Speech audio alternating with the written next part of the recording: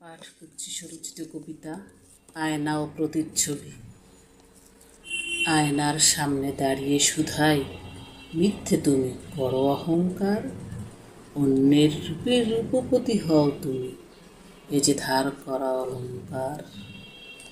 আয়নার সামনে যে দাঁড়ায় যখন তারেই তুমি ভালোবাসো, সে কাঁদলে তুমিও কেন কাঁদো, তার হাসিতেই তুমি হাসো। এ জগতে মানুষ যদি না থাকতো, ভাবো কিভাবে করতে গর্ব। তোমার রূপ কেউ না দেখলে তখন তোমার অহংকার হতো খর্ব। চুপচাপ এক জায়গায় দাঁড়িয়ে থাকো, বলো না কেন কোনো কথা।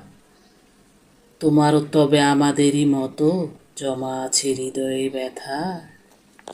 তোমারও কি তবে অভিমান হয়, ভেঙে যাও পেলে আঘাত। চিরদিনের তরে হারিয়ে যাও দূরে, দেও না তখন সাক্ষাৎ।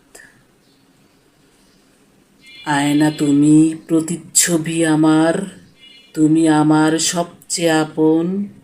তোমার মাঝেই খুঁজে পাই নিজেকে, সাজাই কত শত সুখের স্বপন।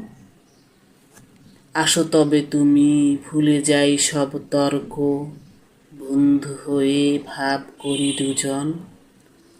একে অন্যের দুঃখ করে নেই ভাগ, হয়ে যায় দুজনার সুজন, হয়ে যায় দুজনার সুজন।